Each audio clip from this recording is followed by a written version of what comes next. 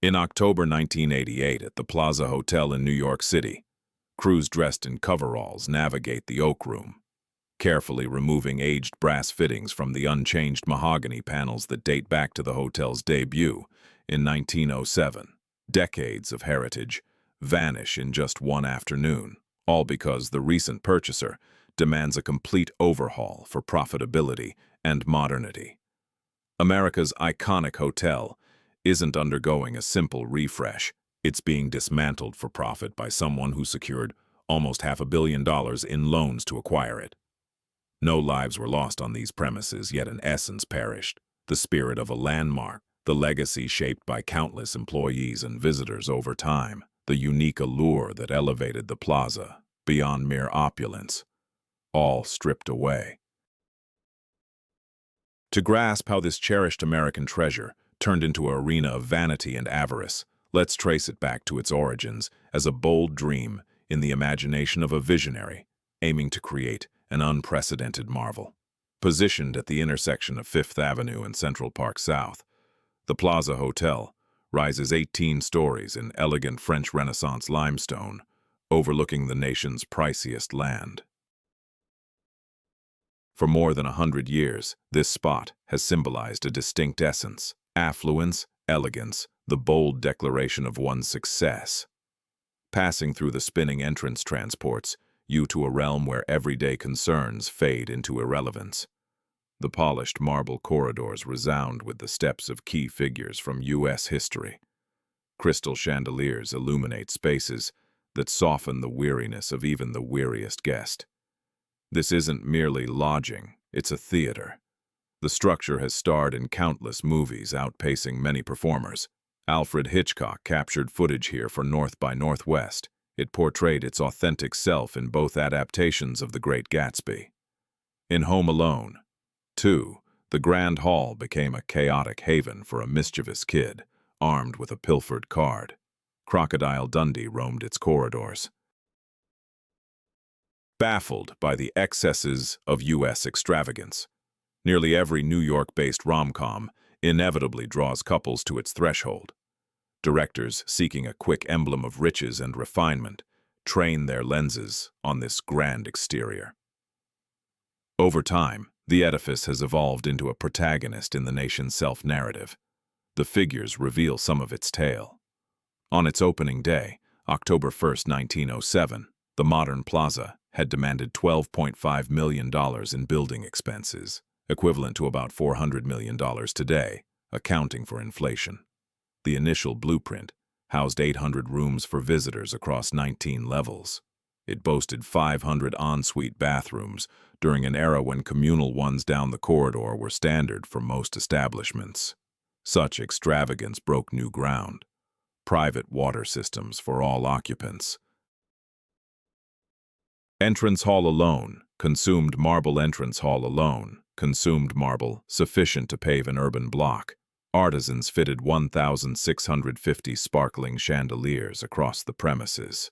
The Palm Court's dome of stained glass turned daily tea rituals into near-sacred affairs. The Oak Room's woodwork sourced from vanished woodlands. Murals in the oak bar illustrated bygone New York scenes, fading even as the colors set. Each element proclaimed endurance. This edifice was engineered to endure beyond its creators. Yet data alone can't capture the plaza's true significance. It transcended costly accommodations to become the venue where U.S. prosperity staged its display for domestic eyes and global audiences alike. Its ledgers serve as a 20th century chronicle, etched in ink. Mark Twain lodged here during the hotel's formative days, holding lively sessions in the foyer to share his sharp humor with passers-by. F. Scott Fitzgerald returned often in the 1920s, but faced a lifetime ban after drunkenly plunging into the outdoor Pulitzer fountain. The escapade turned mythic. Fitzgerald appeared unfazed. In his writings, the plaza embodied the glittering yet faded core of the American aspiration. The Beatles commandeered a whole level in February 1964, with throngs of admirers besieging the site for days as authorities fought to keep peace. The group fielded media, in apartments once reserved for monarchs. Frank Lloyd Wright resided there for years amid work on the Guggenheim, griping endlessly about costs yet staying put. Truman Capote threw his famed black and white ball in the Grand Ballroom come 1966, inviting luminaries from Frank Sinatra to the Midwestern pair behind in cold blood. The extravaganza drained a vast sum, but fulfilled Capote's goal, affirming the Plaza as the epicenter of U.S. high society. Every commander-in-chief since Theodore Roosevelt has crossed its portals at least once. Overseas leaders deemed it the soul-fitting New York residence. The site facilitated packed discussions, clandestine summits, and formal galas that influenced international affairs. Choices rendered in these opulent suites rippled out to touch the lives of countless individuals who might never step foot inside. Influence gathered in this place because influential figures anticipated crossing paths here. Beyond that, the Plaza served as home to long-term inhabitants, setting it apart from typical transient lodging. Affluent widows relocated here following their spouse's passing, favoring the hotel's attentive staff over the burden of upkeeping sprawling residences solo. Former tycoons of industry claimed suites and stayed indefinitely. Quirky heirs opted for the Plaza instead of ancestral estates, letting the employees manage all the hassles. Certain lineages held onto the same accommodations across generations, treating them like family heirlooms. Kids matured within these confines. They mastered their first steps in corridors meant for arriving statesmen. Far from mere visitors, these dwellers formed a tight-knit neighborhood. They shared morning meals in the palm court. They could pick out familiar tones in the lifts. They addressed the doormen personally. In return, the doormen remembered their kids and, in time, even their grandkids. This fostered an uncommon phenomenon in New York City, a sense of belonging rooted in enduring ties, not fleeting deals. The establishment operated like a self-contained hamlet within its walls. Tenants watched over one another. The workforce evolved into surrogate kin. The most tenured staff members had witnessed entire family trees flourish under this roof. Kay Thompson grasped this dynamic when she penned Eloise. That tale of a young girl residing at the Plaza struck a genuine chord. The venue truly harbored a hidden realm. Beneath the ostentatious exterior lay a secluded society governed by its unique customs and cadences. Eloise dashed along passages that actual youngsters had scampered through for years. She summoned room service, much as bona fide locals did every day. The story endeared itself to readers by unveiling truths that lifelong occupants held dear. Residing at the Plaza signified membership in an exclusive circle. Throughout much of its past, the property seldom switched owners. The founding builders retained control for years on end. Whenever a handover occurred, purchasers realized they were inheriting more than bricks and mortar or a renowned label. They were assuming stewardship of a cherished legacy that resonated deeply with far more than just the deal-makers. Subsequent proprietors upheld the high benchmarks because the personnel demanded nothing less. They safeguarded customs since patrons came back anticipating them. They acknowledged that the Plaza's true worth stemmed from elusive qualities beyond any accountant's measure. Then the cycle of ownership picked up speed. Conrad Hilton purchased the Plaza in 1943. He tackled the deal like a pure efficiency exercise, operations streamlined. But the soul dimmed. Westin Hotels took over subsequently. Every shift to a bigger entity introduced gradual shifts, budget trims masked as updates, workforce reductions rationalized through fresh administrative approaches. Minor concessions that appeared sensible in isolation, yet gradually whittled away at the core essence. The steadfast locals sensed it earliest. Employee churn spiked. Well-known countenances vanished sans notice. Incoming hires remained oblivious to the tenants' identities or habits. The atmosphere shifted from cozy haven to commercial venture, merely sheltering their quarters. A handful voiced grievances. Some resigned themselves to the shifts as unavoidable. Others quietly scouted new options. Departing the Plaza, however, entailed forsaking a lifetime's worth of rooted memories. Come the 1980s, the Plaza emerged as a prize asset, the nation's premier hotel, up for grabs to the deepest-pocketed bidder. This drew a fresh breed of acquirers, builders eyeing the site's potential over the structure itself, investors attuned to the marquee's worth, but blind to the deeper obligations.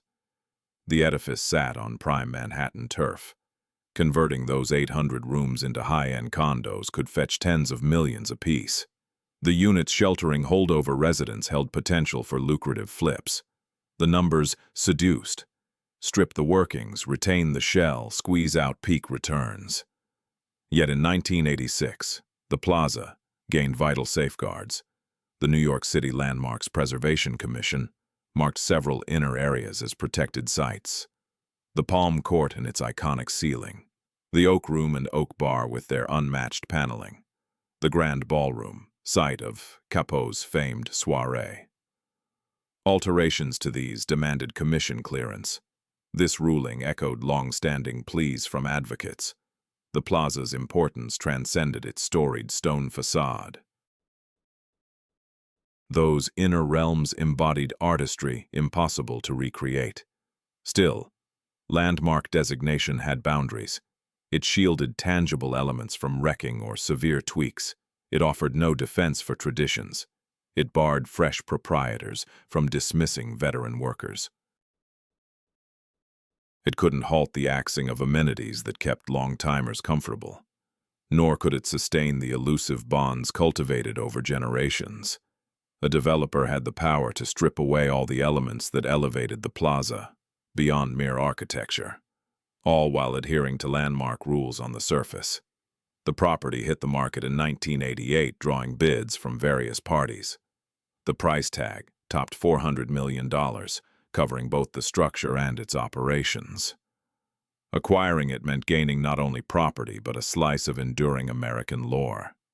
The key issue was finding a purchaser who grasped the true value on offer, whether they would safeguard the unseen assets absent from financial ledgers, and if the Plaza would end up with a steward who cherished it or simply coveted possession.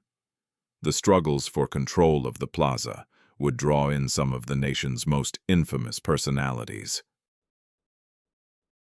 Property magnates with grand plans and even bigger liabilities. Tycoons from across the globe, hunting prestige assets.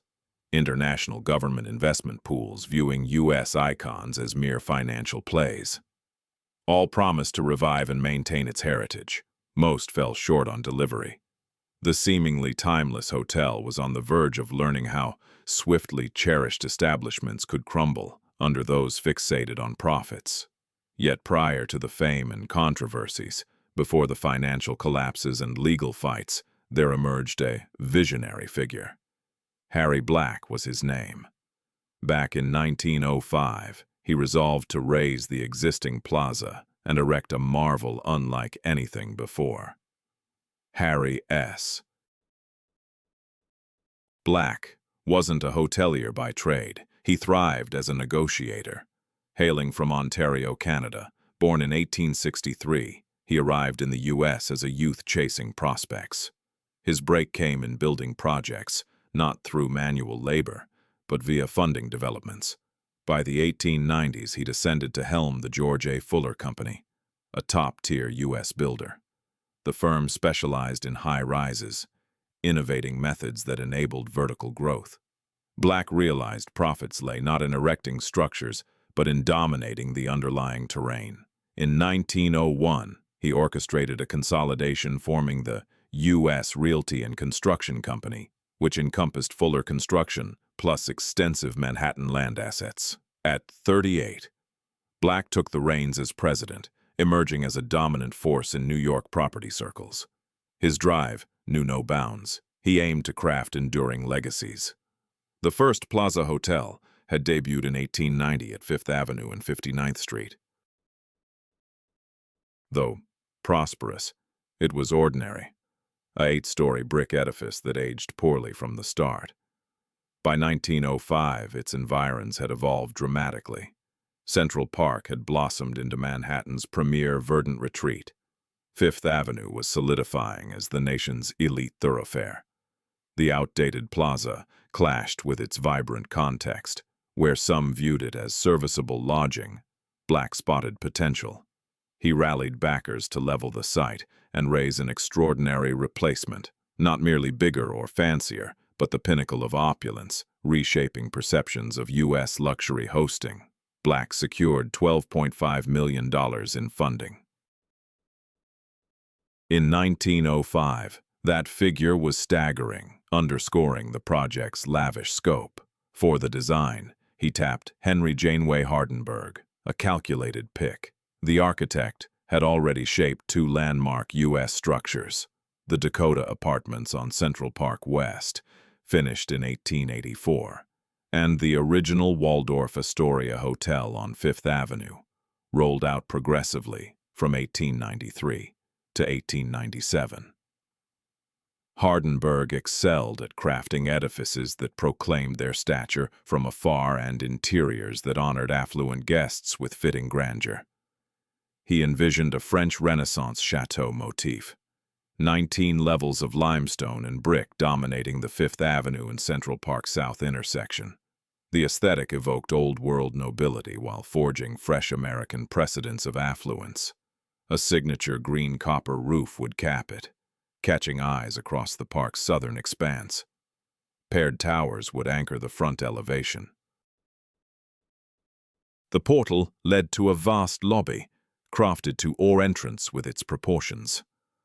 Work kicked off in 1905 and advanced briskly. The corner position demanded sinking dual facades along the streets. Achieving the height called for cutting-edge support systems. Laborers sank pilings into the island's solid rock base. The metal framework climbed steadily in 1906. By 1907's dawn, the shell stood mostly done. Finishing touches indoors stretched into the year. The ornate details within equaled the exterior's boldness. Hardenberg sourced global luxuries, Italian marble for flooring and pillars, European crystal for lighting fixtures, exotic timbers for wall treatments in common areas. The Palm Court got prime focus, a venue for tea service under a vaulted stained glass canopy. That sunlight streaming through the stained glass ceiling soon gained legendary status. For years to come, photographers flocked to capture its glow. The Oak Room and Oak Bar claimed prime spots on the ground floor. Hardenberg crafted them as exclusive havens for men, featuring deep-toned wood paneling and murals of natural landscapes. Sturdy furnishings suited for weighty discussions among influential figures. For many years, these areas barred women from entry. Such divisions mirrored the period's social norms. In time, they would cause the hotel considerable chagrin. Yet back in 1907, they felt perfectly acceptable, even sophisticated. Visitor accommodations boasted innovations that left guests in awe. Each suite included a private telephone linked to a main switchboard. Everyone came equipped with a personal bath, offering both hot and cold water on demand. A network of pneumatic tubes sped notes from level to level in seconds. Throughout the structure, central heating ensured steady warmth, no matter the outdoor conditions. Today, such amenities feel commonplace. But at the time, they mark the pinnacle of luxury lodging. The Plaza made its debut on October 1st, 1907. Manhattan's elite hailed the launch as a grand affair. The New York Times ran in-depth reports on the occasion. Reservations filled up completely prior to opening day. Long queues developed right away for bookings down the line. Apartments meant for short-term weekly lets drew long-term dwellers eager for yearly leases. Black had exceeded all expectations in his achievement. He hadn't merely constructed a lodging. He'd forged an iconic landmark. From the start, the Plaza drew in foreign leaders and homegrown elites as their go-to spot. It towered over its Fifth Avenue intersection. The verdant copper rooftop stood out across much of Midtown. Every sculpted element on the exterior proclaimed opulence and endurance. The economic success paralleled the design's brilliance. By its initial complete year, the property was pulling in robust profits.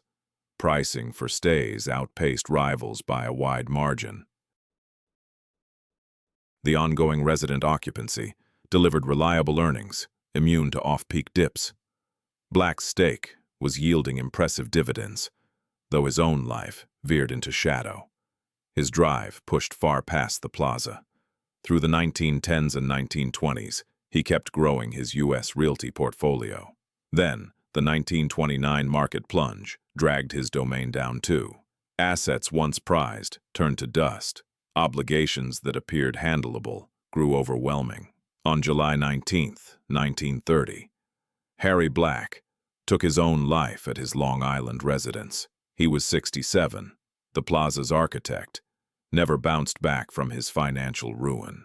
History echoed this cycle. Creators of grand structures often missed out on their enduring legacy. The Plaza would endure past Black and all who followed him as proprietors. Those chandeliers would continue shimmering as fortunes ascended and crumbled nearby. The edifice paid no mind to ownership shifts. It simply persisted. Hardenberg outlived Black, but watched his standing wane. Post-World War I, design preferences evolved. The lavish aesthetics he excelled in lost favor. The clean lines of modernism prized restraint. To emerging designers, Hardenberg's detailed exteriors looked dated. He passed away in 1918, merely 11 years post-Plaza unveiling. His death notices lauded the project as his crowning work. That view endures more than a century later.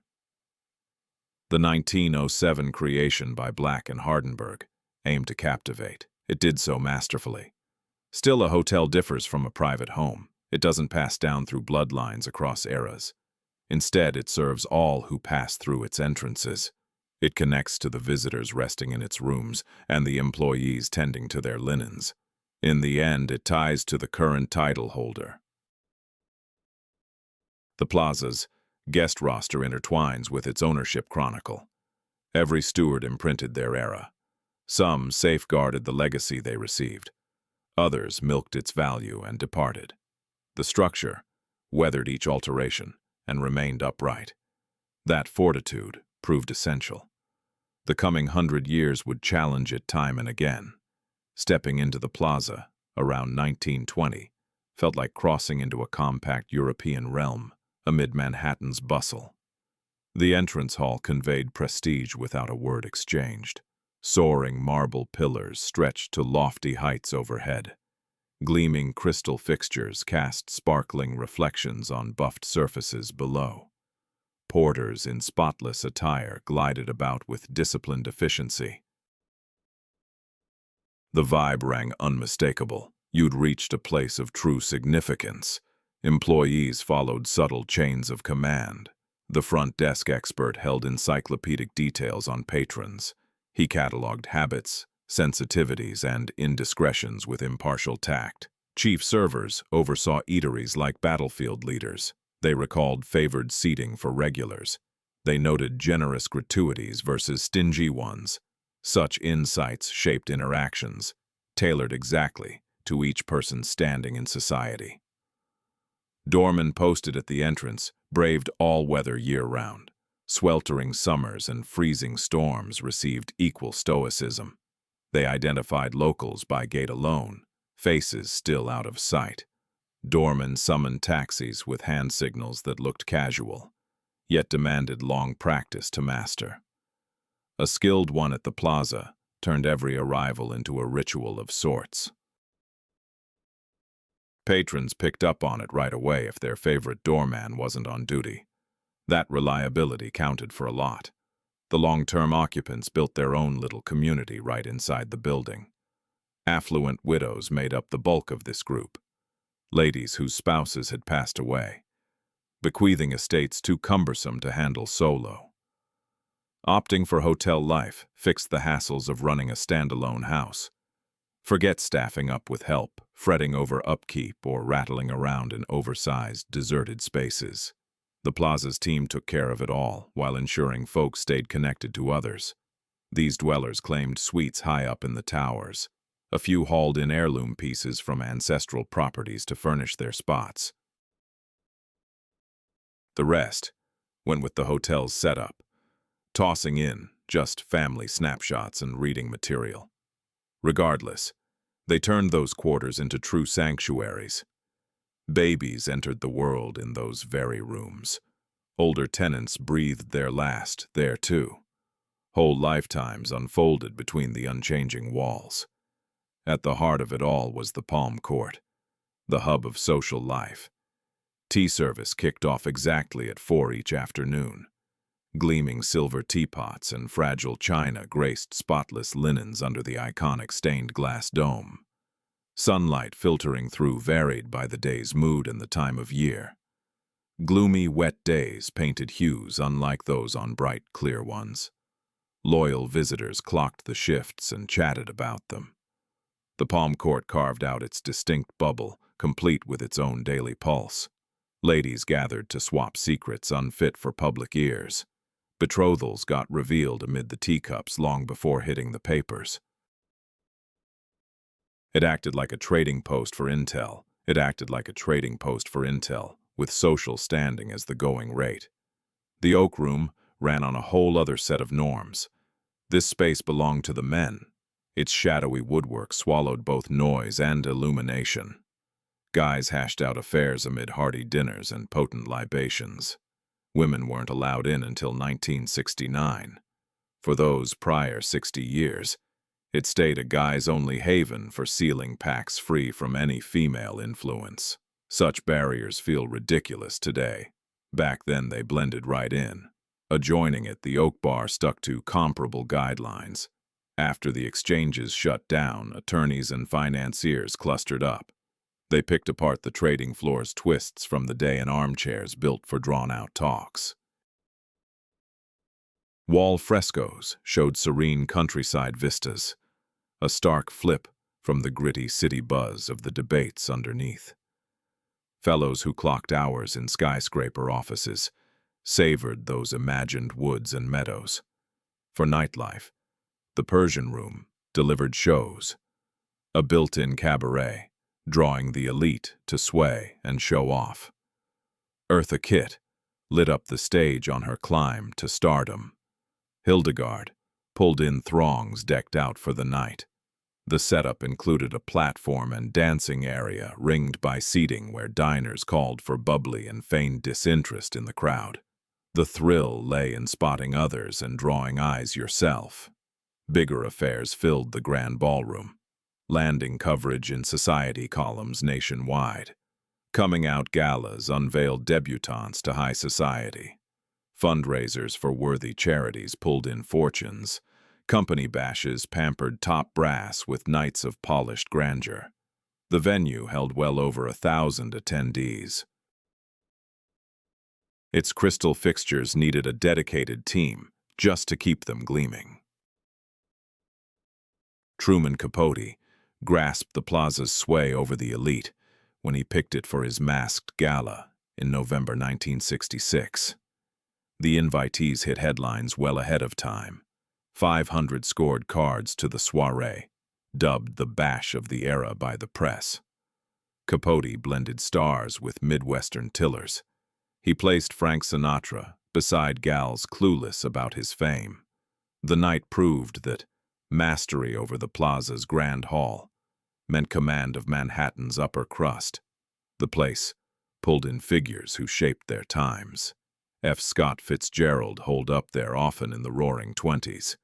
He used it like his private spotlight. One night he shed his clothes and plunged into the Pulitzer fountain out front. The bosses barred him for good after that. Fitzgerald relished the uproar. The stunt wove into his mythos. The Beatles rolled in during February 1964. Fielded reporters from rooms usually reserved for staid tycoons. Adolescent shrieks bounced off corridors meant for soft-spoken exchanges. Nothing like it had ever rocked the plaza. The crew rolled with it, true to form in their poise. Frank Lloyd Wright bunked there for years as he sketched the Guggenheim. He griped nonstop about racket standards and prices. He vowed to bolt time and again, but he stuck around. The management put up with his quirks since his stay lent cachet. Noted, designers choosing your spot signaled its pull among design devotees. Power players checked in from all angles of influence. International dignitaries viewed the plaza as the sole proper residence in New York. Leaders from across the political spectrum gathered in the grand ballroom for galas. Business magnates sealed deals over evening meals. The establishment served as impartial ground, allowing competitors to confer without yielding ground. The plaza's standing ensured utmost confidentiality. Those behind the scenes keeping everything running seldom earned acclaim. Maids who refreshed linens for years on end. Lift attendants who memorized each inhabitant's level instinctively. Cooks who whipped up countless dishes, meeting rigorous criteria. These workers handed down their craft to newcomers via casual mentorships. Expertise built up over time spans. Certain employee lineages served the plaza for several generations. Boys took over from dads in attendant roles. Girls stepped into mom's spots in cleaning crews. For folks without any equity in the place, the hotel turned into a familial enterprise. Their sense of accomplishment rang genuine. They upheld the quality amid shifting leadership or squeezed finances. Kay Thompson nailed a core truth in her 1955 tale, Eloise. The story portrayed a young girl residing at the plaza, turning the spot into her private amusement zone. Eloise dashed along corridors that grown-ups strolled sedately. She uncovered concealed routes and tucked away spaces. She bonded with employees who humored her escapades. The volume moved millions of units, sparking kids' imaginations about future visits. Eloise resonated due to its authenticity. The plaza truly harbored hidden realms. Beneath the visible splendor lay intimate groups. Lifelong dwellers navigated routes unknown to visitors. Workers traversed utility paths out of sight from patrons. Diverse layers overlapped in one structure. The venue embraced every facet. Over 50 years, the plaza appeared timeless. Daily patterns seemed fixed. Expectations remained steadfast. Visitors came back annually to the familiar valets at the entrance. The identical servers recalled their tastes. Identical illumination streamed via the Palm Court skylight. Such reliability fostered a unique haven where time flowed uniquely, shielding from external turmoil. Yet hotels operate as enterprises. They track finances, investors, and periodic earnings. Sustaining current levels demands ongoing funding. By the 1970s, the plaza's figures revealed troubling trends. The plaza switched owners initially in 1943. Conrad Hilton acquired it amid his bold nationwide growth. His wealth stemmed from snapping up troubled assets in the Great Depression era. The plaza stood elite, not struggling. Hilton prized the brand over the structure itself. He treated the plaza like an optimization challenge. His network relied on uniform procedures to boost returns. All Hilton venues shared identical bookkeeping, staff development, and evaluation tools. This suited budget motels fine. It clashed with a venue that had cultivated its unique ethos for 40 years. Alterations rolled out slowly. Roles merged. Once autonomous units now funneled reports up corporate ladders. Seasoned veterans versed in old methods saw their know-how dismissed. Fresh overseers sought alignment with fellow Hilton sites. The plaza's special character became an issue to fix. Certain customs endured. Afternoon tea, persisted in the Palm Court. The Oak Room barred women still. Steadfast occupants held their apartments, yet the vibe altered. Tiny savings piled up. Modestly priced materials, toned down attentions, reduced personnel handling broader duties. Every small concession looked trivial. Combined, they altered the essence. Hilton offloaded the Plaza in 1953 to property mogul A.M. Sonnabend. The sum reached $15 million. Sonnabend grasped hospitality but saw venues as assets, not legacies. His firm ran the Plaza solidly, sans fervor. Operations persisted. Benchmarks endured. No stark improvements or declines emerged.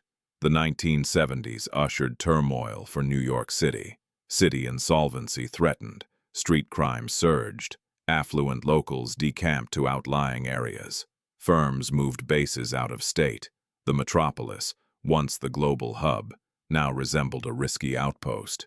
Visitor numbers plunged. Corporate trips veered away.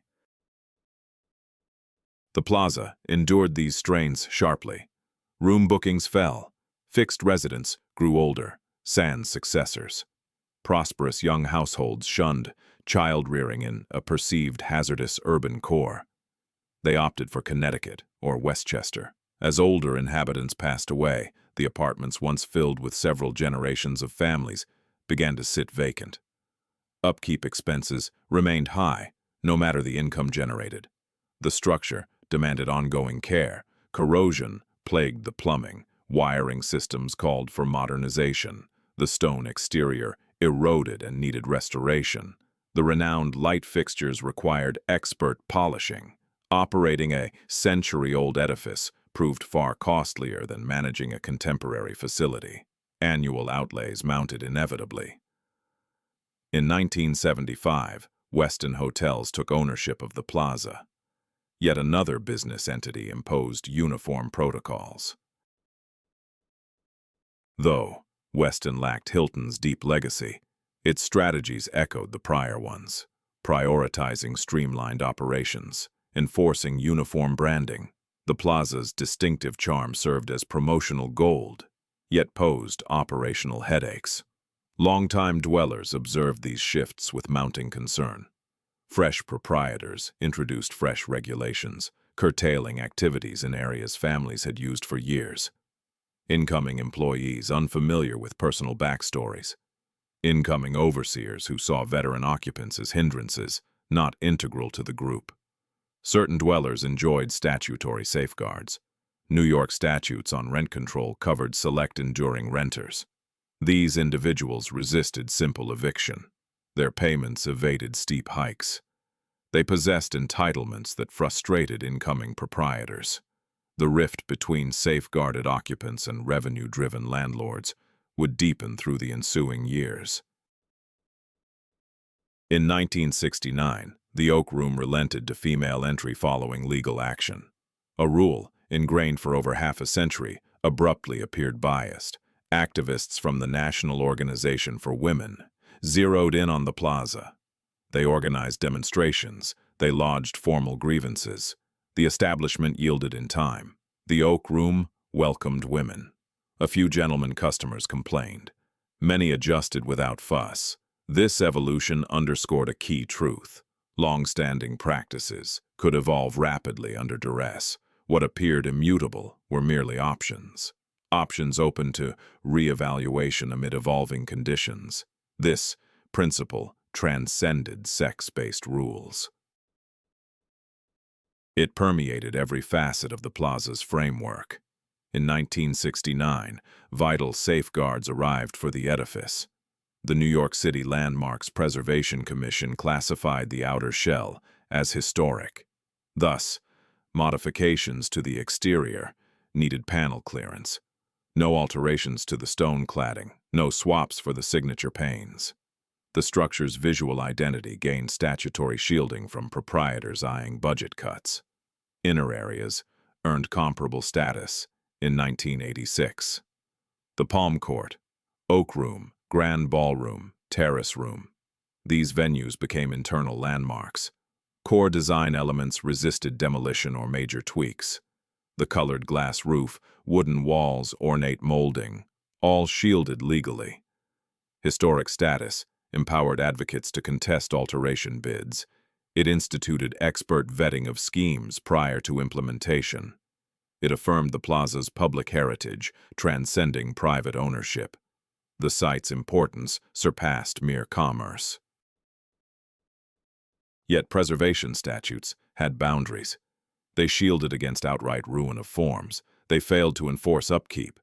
They couldn't compel funding for safeguarding. They couldn't halt abandonment. A proprietor, aiming to maximize returns while minimizing outlays, might allow safeguarded zones to fade incrementally. Legislation barred bold demolitions. It provided weaker barriers to creeping decline. The rules also overlooked non-physical elements. The vibe that rendered the plaza exceptional. The generational expertise of personnel. The bond among steady inhabitants. The elevated hospitality that set it apart from rivals. Such aspects lacked statutory cover. Proprietors could dismantle them outright, while adhering superficially to historic mandates. By the late 1980s, the plaza emerged as a prestige asset. Its renown outstripped its earnings. The venue labored to rival emerging high-end venues. Sleek establishments boasted features the plaza couldn't rival absent vast overhauls. Corporate sojourners favored practicality over status. Enduring locals offered reliable income but couldn't prop up the full enterprise. Property investors spotted the dynamics. The site claimed a prime Manhattan intersection. The underlying plot held immense worth irrespective of the hotel's fate. Lodging units might convert to private units. Communal zones could pivot to shops. The whole setup could transform to wring peak profit from the spot. In 1988, the hotel hit the market. Numerous bidders showed keenness. The initial asking price topped $400 million. For such an amount, the purchaser would gain America's most iconic hotel brand. They would also take on safeguarded historic areas that couldn't be readily modified. They would assume ongoing tenancies backed by legal safeguards. They would shoulder the burden of a structure demanding costly upkeep. The plaza required a proprietor who grasped the full implications of the deal, with ample funds to invest wisely, with a deep regard for its legacy beyond mere finances, prepared to navigate the limitations of its historic status and renter protections, committed to safeguarding the essence that defined the plaza. Yet, it ended up in the hands of Donald Trump. In March 1988, Donald Trump bought the Plaza Hotel for $47.5 million. A record sum for any individual hotel at that point. He held a press event to unveil the deal. He vowed to revive the plaza's former splendor.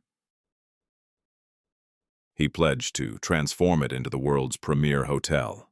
Those commitments rang with grandeur, but the actual outcome diverged sharply.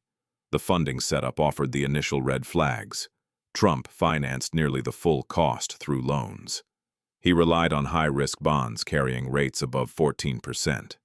Covering the interest payments demanded massive income just to stay afloat. The math hinged on a swift and steep surge in hotel earnings. Experts in finance doubted its feasibility. Trump brushed off the skepticism with his usual bravado. He appointed his spouse, Ivana, as the plaza's president. Her pay was listed at $1 annually, plus unlimited wardrobe acquisitions. The setup generated favorable press. Ivana had overseen prior Trump ventures. She planned to apply a similar strategy here. The hotel's veteran employees observed the incoming regime with well-founded worry. Overhauls kicked off almost right away. Trump mandated swift expense cuts. He considered the plaza's workforce bloated. Jobs vanished. Units merged. Staffers with decades of service got their walking papers. The expertise they held departed with them. Service cutbacks came next. Cherished guest perks faded or shrank. The renowned precision that set the plaza apart grew tougher to uphold as reduced teams juggled expanded duties. Loyal patrons spotted the shift at once. Newcomers lacked a baseline. They perceived opulence. Habitual guests detected deterioration. Trump revealed intentions to repurpose parts of the hotel as condos. Upper-level rooms would turn into exclusive residences. Each would fetch millions in sales. The shifts would yield huge upfront cash. If guest suites morphed into condos, their value would plummet. The Plaza would contract as a lodging spot, while Trump pulled out funds. The fixed residents sensed the danger instantly. If guest suites morphed into condos, their own units could follow, their rent-stabilized contracts shielded against forced removal. Still, relentless harassment might render staying intolerable. Fresh proprietors frequently unsettled holdovers until they quit on their own. The dwellers banded together to defend their entitlements. Court fights broke out soon after. Renters lodged grievances over upkeep. They cataloged each infraction of building regulations. They contested planned alterations via all possible avenues. Trump's team countered fiercely. Tensions between landlords and tenants turned outright adversarial. The condo transformations advanced amid resistance. Work teams invaded the premises. Spaces got remodeled and enhanced. Marketing hubs welcomed affluent prospects seeking Plaza prestige. Certain condos went for more than $10 million. The proceeds aided in tackling the overwhelming loans.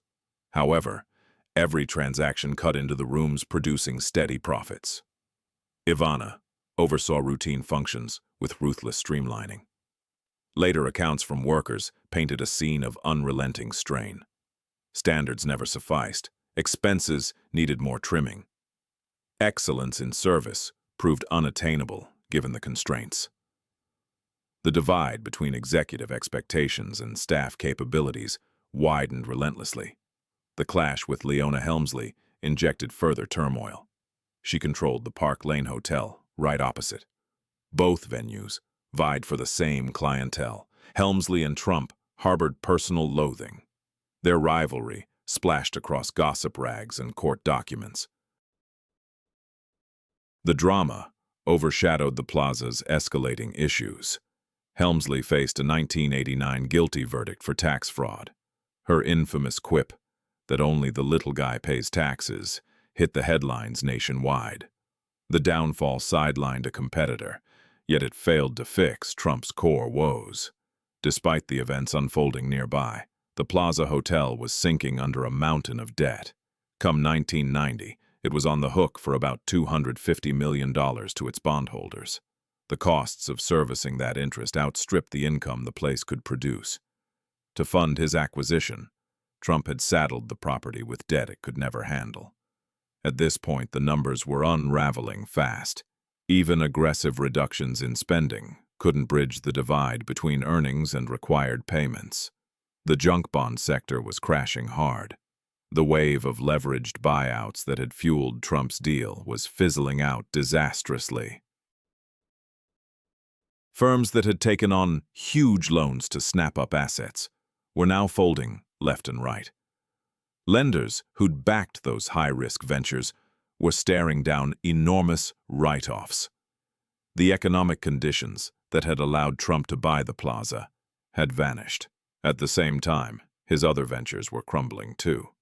The Atlantic City casinos were buckling under comparable debt loads. The Trump shuttle airline was bleeding cash nonstop. His yacht and lavish estates demanded hefty upkeep without bringing in a dime. The whole borrowed empire was fraying at the edges everywhere you looked. The hotel's workers observed the decay with mounting despair and powerlessness. They grasped the full picture. They noticed the piling up of postponed fixes. They were aware of every shortcut being taken. With solid cause, they fretted over their livelihoods. Plenty had devoted decades to the hotel. They had no other options lined up. The long-term tenants felt the slide every single day. Requests for service lingered unresolved for much longer. Fixes that used to wrap up in days now dragged on for weeks. The lingering staff appeared worn out and dispirited. That unique sense of camaraderie which defined life at the Plaza had evaporated. Those residents with the means started eyeing other places to live. Certain advocates for historic preservation raised urgent warnings. While the landmark status shielded the structure's key architectural traits, ongoing neglect risked ruining those safeguarded parts. Issues like water damage and ignored repairs could wipe out one-of-a-kind elements.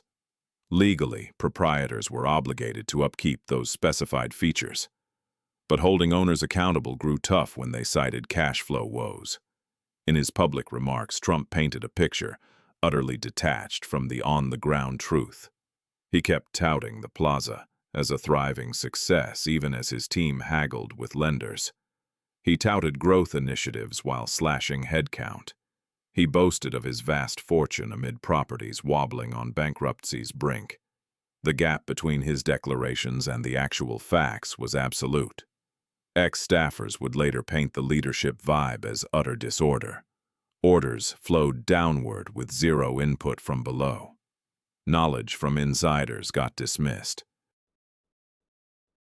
Any focus on the future was off the table, as immediate firefighting demanded every ounce of effort. The deep-rooted traditions nurtured over 8 decades were getting systematically torn down. It stood in sharp relief against past proprietors. Prior corporate stewards had been detached and procedural. They'd brought in red tape and slowdowns, sure, but never buried the asset in impossible debt. They hadn't gutted the operations just to cover those loans. They hadn't fostered a survival mode that meant gutting the very essence of the Plaza's worth. Trump's handling of the hotel mirrored his broader track record in deals. Snag properties on credit, pull out profits in a rush, watch the borrowings bury the rest, jump to the following opportunity. As lenders scrapped over the remnants, this cycle played out again in his casinos, his air service, and scores of other holdings. The Plaza marked just one more victim in the lineup. By 1992, things had reached a dead end. The hotel was unable to meet its debt commitments. Trump lacked the resources to pump in fresh funds. The bondholders behind the original buyout demanded repayment. A breaking point was inevitable. The big unknowns were what Trump would yield and what he'd cling to. His choices laid bare his true focuses. He shielded his image and lingering equity slice. Bondholders would eat the shortfalls. He'd hand over day-to-day running while clinging to the Trump branding. The Plaza endured, but in a shrunken state. Those who'd extended him credit footed the bill for his errors in judgment. This blueprint echoed across his professional life. Load up on loans, crash in epic style, stick others with the fallout. The 4 years under Trump's direct oversight inflicted scars that were plain to see. Neglect and upkeep had piled up across the entire structure over time. Essential systems needing consistent oversight were left unattended. The renowned fittings displayed signs of deterioration that diligent maintenance could have avoided. Knowledgeable workers skilled in caring for these unique features had been dismissed. Their specialized skills vanished with them. The entire staff had been methodically reduced. Jobs cut in aggressive expense reduction efforts were never brought back. The leftover personnel handled duties once shared by several individuals. Quality of service naturally declined as a result. The deep-rooted knowledge that set the Plaza apart from rivals had been intentionally dismantled. Long-term occupants had faced prolonged periods of antagonistic oversight. Their grievances were dismissed or countered with lawsuits, vital. Building amenities they relied on had worsened. A number of dwellers gave in and relocated. Some held on, shielded by their rent control safeguards. The communal spirit that once characterized life in the Plaza apartments was gone. The shift to condominiums had forever transformed the property's essence. Guest rooms that accommodated visitors for 8 decades were transformed into personal residences. Fresh proprietors lacked any ties to the Plaza's heritage. They sought prestigious New York addresses and fiscal benefits. Traditions like tea in the Palm Court or the Oak Room's legacy meant nothing to them. The change sharply cut the hotel's available rooms. From 800, the count dropped below 500. The Plaza now operated mainly as a condo complex featuring a smaller hotel section. This reversal clashed with Harry Black's original Grand Hotel vision. He had created an exceptional lodging. Under Trump, it morphed into a residential tower, boasting a storied entrance hall. Experts in finance evaluated the harm in their analyses. The site's market standing had weakened considerably. Emerging high-end hotels provided conveniences the Plaza could no longer deliver. Corporate guests preferred updated venues equipped with current tech. The Plaza's renown endured, but its day-to-day superiority had been undermined. Conservation advocates recorded the elements erased and those that persisted. Protected areas as a historic site stayed mostly preserved. The Palm Court's stained glass dome continued to soften the daylight. The Oak Room's wood paneling remained untouched. Architectural highlights in the grand ballroom were safeguarded. Regulations had shielded the structure's framework, yet legal measures couldn't safeguard abstract damages. The multi-generational service ethos. The employee bonds that made long-stay residents feel welcome. The gathered know-how that elevated the Plaza above other hotels. The notion that a Plaza stay offered more than just cozy rooms and easy access. All these aspects had been harmed or erased. The current team labored to uphold quality amid limited means. Fresh leadership introduced different methods, yet failed to revive the erased elements. Instruction sessions could impart routines, but they couldn't pass on the profound insights gained only over years of hands-on work. The Plaza still ran as a hotel. It no longer embodied the Plaza's true essence. Ex-workers confided their stories to reporters. They depicted a climate of dread and disorder in the Trump era. They spoke of bewilderment as veteran co-workers vanished suddenly. They vented about the anger of seeing their environment decay, while leaders boasted of triumphs. Their accounts sketched a picture of systemic ruin. Holdout residents shared parallel narratives. They recounted extended battles with administrators over essential provisions. They mentioned intimidating correspondence and courtroom intimidation. They recalled friends who quit and departed. Stayers likened themselves to battle-weary defenders. They had persevered, yet the neighborhood they guarded was profoundly altered. The larger backdrop rendered the Plaza's woes almost unavoidable. The 1980s real estate boom fueled wild gambles. Readily available loans supported buys without solid foundations. The Plaza stood as one victim in a widespread fallout. Inns, commercial towers, and retail hubs nationwide faced comparable downfalls. But the Plaza's prominence spotlighted its fall. Trump exited the insolvency with his image oddly preserved. He had botched it on a massive scale. He had burdened lenders with massive losses in the hundreds of millions. He had scarred a national icon. Still, his fame persisted, along with a partial ownership interest. His knack for advancing despite flops would mark his signature trait. The Plaza began 1993 with updated oversight, but lingering issues. Obligations were refinanced, though the edifice demanded fresh capital. The crew was short-handed and disheartened. Enduring tenants were shell-shocked. The lodging's prestige had endured prolonged erosion. Revival demanded funds and dedication. The fresh ownership setup faced challenges in delivering support. Experts in the field pointed out recurring trends. Deals involving heavy debt for iconic buildings, shifts in operations that favored quick profits over enduring worth, cuts in personnel that erased valuable know-how, and slow decay hidden behind celebrity ties and bold promotion. The Plaza had vividly illustrated these risks. Subsequent purchasers would overlook the warnings. For the Plaza, following the Trump era, the key issue was if revival could happen at all. Was it feasible for a storied hotel to revive its spirit after deliberate dismantling? Could the knowledge of the team be pieced back together after prolonged disregard? Might long-time occupants regain faith in fresh owners after enduring such antagonism? Could the Plaza reclaim its pre-1988 glory? The structure remained an impressive sight on Fifth Avenue at Central Park South. Crystal fixtures continued to gleam. Visitors kept snapping pictures of the exterior. The renowned location drew visitors ready to splurge on top-tier prices. Yet, during the Trump period, a vital core had been stripped away. Restoring it stayed a lingering uncertainty. The cycle of owners would keep turning.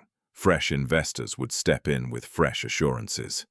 Everyone would profess insight into the Plaza's importance. Everyone would pledge to safeguard its legacy while securing profits.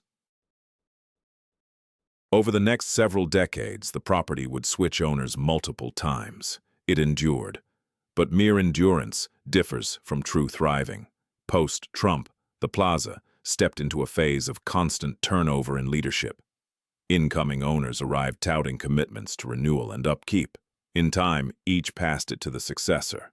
The establishment turned into a commodity for flipping, not a legacy to nurture. The wheel accelerated with every turn. In 1995, CDL Hotels from Singapore gained majority control. The deal cost around $325 million. As part of Hong Kong Holdings, a major Singaporean real estate firm, CDL injected global funds and skilled hospitality oversight. This move highlighted the Plaza's status as an international prize asset. CDL poured money into refurbishments. They tackled lingering upkeep issues from the Trump tenure. They modernized overlooked infrastructure. Operations grew more polished overall. Employee spirits lifted a bit, though the condo shifts lingered as irreversible. The Plaza could never revert to its 1988 form. The joint venture setup stayed intricate. Trump retained his partial share. CDL handled day-to-day, yet major choices needed buy-in from other parties. This divided control hampered unified progress. Big spending initiatives demanded agreement that was tough to secure. In 1999, Fairmont Hotels assumed control of operations. The Canadian operator specialized in high-end venues. Fairmont ran other elite spots like the Waldorf Astoria and the Savoy in London. They knew how to merge historical care with modern guest demands. The Plaza gained from their polished methods.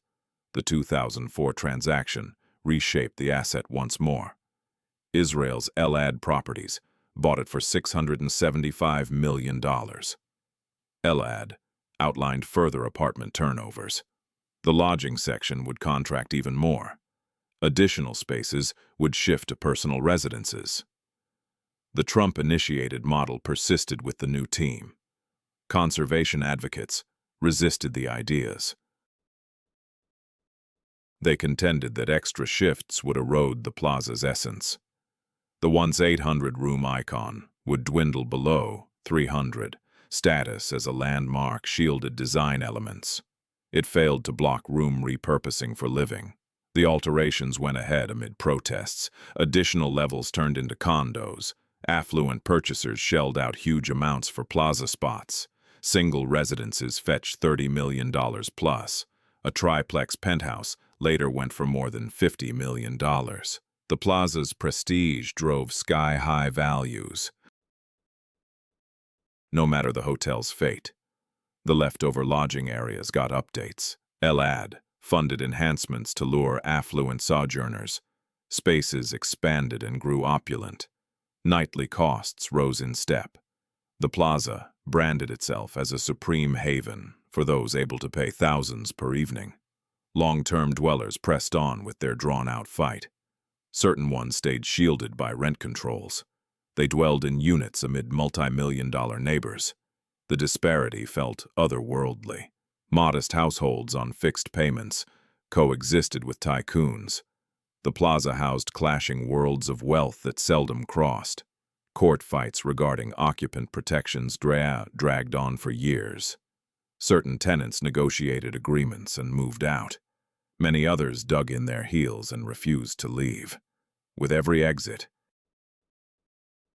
the unique sense of community that had characterized life at the Plaza eroded a bit more. The hotel was gradually prevailing in its drawn-out struggle against the most enduring residents. The employees faced comparable upheavals. While union support persisted, job environments evolved significantly. Demands for top-tier opulence alongside budget constraints bred ongoing friction. Employee churn rose sharply. The tradition of multi-generational careers that had shaped the Plaza for generations vanished completely. By 2012, control of the property changed hands once more. Sahara India Pariwar, an Indian corporate group, bought a majority interest for about $570 million. This deal drew criticism due to ongoing legal issues involving Sahara's leader back home. Financial watchdogs raised concerns about the firm's funding methods. The uncertainty surrounding Sahara's top executive further muddled the Plaza's prospects. That takeover highlighted just how distant the Plaza had strayed from its roots. A quintessential U.S. icon was now under the thumb of an Indian firm, grappling with oversight problems halfway around the world. The hotel's future hinged on courtroom dramas in far-off lands. International capital had turned a piece of national history into a worldwide asset. Sahara's difficulties intensified in the years that followed. Its chairman ended up imprisoned in India for breaking securities rules. The business faltered in honoring its debts. The Plaza shifted from a cherished landmark to something to sell off. The turmoil in ownership rippled into daily operations, invisible to visitors but keenly felt by the team. In 2018, Qatari Hospitality, part of Qatar's National Investment Fund, took over the Plaza. The deal was said to cost roughly $600 million. Now a Middle Eastern state held the reins of America's premier hotel. This move capped the Plaza's evolution into a piece of international finance. Qatari Hospitality arrived with deep pockets. The fund oversaw hundreds of billions in assets. Fiscal needs at the Plaza presented no hurdle. The real issue was if state-controlled ownership would favor safeguarding history or maximizing profits. Such funds aimed to boost their country's revenues. Cultural upkeep pursued separate goals. The trend over the decades was clear. Every change in guardianship came with fresh assurances. Each one yielded some upgrades while pushing the commodification further. The Plaza endured, yet it grew lesser with each handover.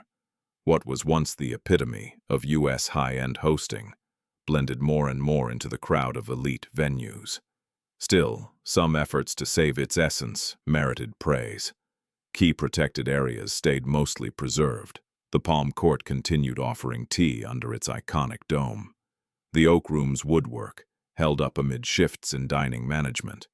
The Grand Ballroom still accommodated gatherings, just as it had for 100 years. Its built legacy persisted, but other declines were irreversible. Guest rooms fell from 800 to around 280. The steady resident population all but evaporated. The familial service ethos, built over generations, faded away. Knowledge passed down from 1907, scattered amid successive leadership overhauls. Those fights over protection revealed the boundaries of preservation statutes. Structures could be shielded by status. Market forces might be curbed via land use rules and renter safeguards, yet atmosphere, skills, and bonds couldn't be legislated into being. Such elusive elements demanded steady stewardship, dedicated to longevity. The Plaza had lacked that for years. Its present condition mirrors all these layered shifts. It runs as a high-end retreat with steep prices. Signature areas keep their allure. Service aligns with modern standards. Newcomers, unaware of the old days, enjoy their time fully. Veterans from pre-1988 see the absences plainly. Today's staff navigates far tougher dynamics than their forerunners did. Structured corporate protocols have supplanted the unwritten vibe of the place. Onboarding routines homogenize delivery, sidelining unique customs. The Plaza now hires skilled hotel pros. It no longer nurtures lifelong insiders devoted solely to it. Recent labor clashes have dotted the timeline. Union members have walked out protesting pay and hours. Point to root-level alterations beyond any point to root-level alterations beyond any bargaining table. Step into the Plaza now and the vibe lingers. The entrance hall keeps its vastness and splendor. Towering marble pillars extend upward to ornate ceilings. Sparkling crystal chandeliers cast illumination over gleaming floors. This area proclaims its significance, just as it has for more than 100 years. Newcomers to the space feel the very effect that Harry Black envisioned upon commissioning the structure in 1905. The Palm Court keeps offering its afternoon tea service. Patrons relax under the renowned stained glass dome, which has softened sunlight since 1907. The offerings on the menu have advanced over time. Costs have soared considerably. Yet the tradition endures in a familiar form. Visitors continue to attire themselves suitably for the event. They persist in snapping photos amid this backdrop. The area operates as originally planned, despite the total shift in its broader environment. The Oak Room has seen numerous management changes. Several culinary ventures have strived to turn the venue into a viable business. The woodwork persists. The design essence lingers, though the chamber is no longer the exclusive men's retreat, where business pacts were forged for generations. It fulfills varied roles these days. The ongoing threat is structural, not societal. The visitor's encounter aligns with current high-end luxury expectations. Fewer rooms enable more spacious suites. Up-to-date facilities have been added everywhere. The systems function smoothly. The staff delivers expert care. Travelers evaluating properties by modern criteria deem the Plaza adequate. Individuals pursuing ties to the past encounter a more intricate reality. The long-standing resident population has largely faded away. Only a few rent-stabilized holdouts occupy units amid multi-million-dollar condos. Long-time acquaintances from years past have passed on or moved elsewhere. The employees who once knew them by sight have cycled through multiple turnovers. They inhabit a structure that holds their dwellings, but lacks the communal warmth it once had. The condos that supplanted standard hotel suites accommodate an entirely distinct group. Global tycoons acquire these as assets or part-time homes. Certain units stand vacant for much of the year. Proprietors show up sporadically, then retreat to distant estates. They share no bond with the Plaza's legacy. They purchased prestige locations, not a stake in a shared neighborhood. Harry Black would identify the edifice he erected. The exterior stays mostly intact. Designation as a landmark has safeguarded the elements he chose. The verdant copper rooftop continues to define the intersection of Fifth Avenue and Central Park South.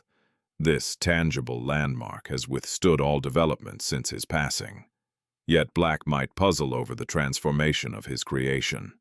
He erected a premier hotel. He fashioned a hub where elite American circles convened and displayed themselves. The Plaza of his dreams buzzed with vitality. Patrons, dwellers, and workers wove social fabrics inside its confines. That vibrant entity has been stripped bare. The stunning exterior shell persists. Black's own end brings yet another twist of fate. He raised landmarks nationwide.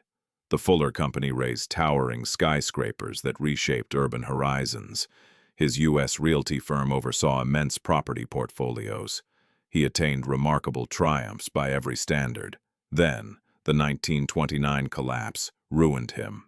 On July 19, 1930, Harry Black ended his life. He was 67 years old. The Plaza's architect perished in ruin and insolvency. This recurring theme links creators to their legacies across the narrative. Chester Congdon erected Glen Sheen as a familial legacy. His heirs tore one another apart in battles for its control. Harry Black raised the Plaza as a beacon of hospitality. Later proprietors drained its worth until the core was eviscerated.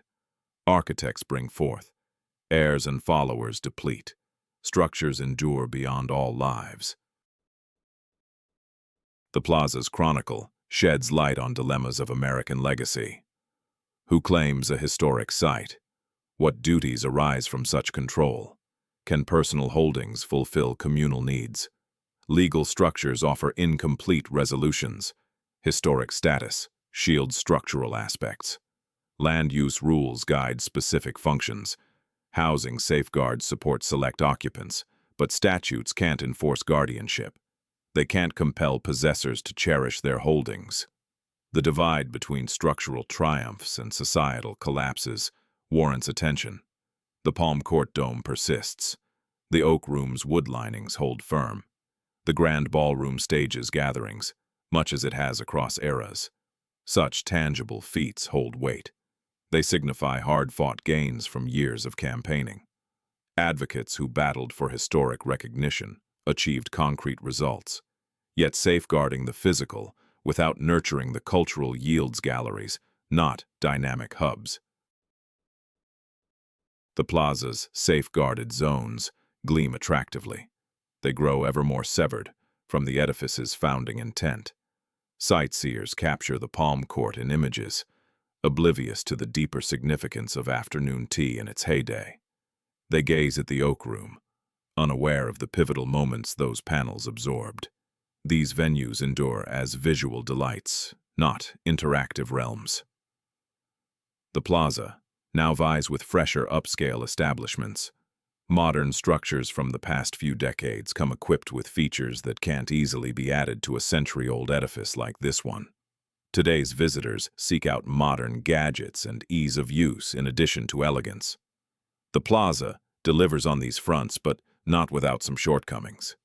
Its vintage charm serves as both a strength and a drawback. Frequently, the hotel pops up in movies and TV shows. Filmmakers shell out hefty sums for the privilege of filming in this iconic spot. In everything from light-hearted romances to highbrow series, the Plaza essentially stars as itself. Every such role bolsters its reputation, even while the actual operations evolve behind the scenes. The hotel's public persona has proven tougher and longer-lasting than the evolving organization it represents. This issue stretches far beyond just the Plaza. Across U.S. urban centers, countless historic structures grapple with the same dilemmas. The ongoing clash between safeguarding the past and chasing financial gains plays out in numerous places. The Plaza's experience highlights just one path among various alternatives. The physical structure has persisted, but the original establishment faded away. Shifts in ownership appear destined to happen again. The property will change hands once more. Prospective owners will offer assurances. A few might pour in major funds. Others will simply take what they can get. The cycle will keep turning. With each turn, fresh approaches to running the place will emerge. Certain leaders will emphasize historical integrity. Others will focus on profitability. Yet the edifice itself will stand firm no matter what. The crystal fixtures will continue to shine brightly. The stone floors will stay polished. Visitors will go on snapping selfies in the grand entrance hall. The Plaza's renown will hold steady. Its title will preserve its worth. Still, the essence of what the Plaza stands for will keep shifting. The vibrant entity that thrived prior to 1988 has vanished. Now it's merely a high-end lodging housed in a storied structure. That difference is significant whether guests pick up on it or not. The Plaza's heritage is nuanced and layered. The edifice that Harry Black brought to life in 1907 towers impressively still, right at the intersection of Fifth Avenue and Central Park South. The exquisite details he demanded are evident throughout. Hard-fought protections for landmarks, secured over years of effort, have shielded this architectural treasure from potential ruin. These achievements are genuine triumphs, deserving of praise. However, the unique organization Black founded has ceased to exist. the deep-rooted employee ethos, nurtured over time, has scattered. The long-standing resident population has disappeared. The bespoke service rituals that set the plaza apart from rivals have morphed into generic industry standards. What lingers is attractive yet empty, a memorial lacking vitality. The plaza persists. Ownership shifts every 10 years or so. The crystal fixtures go on glowing.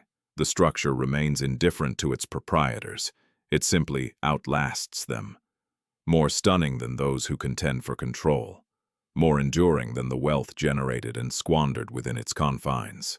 Such is the true inheritance of America's premier hotel. Not its proprietors, the design itself, the visions that have surpassed their originators.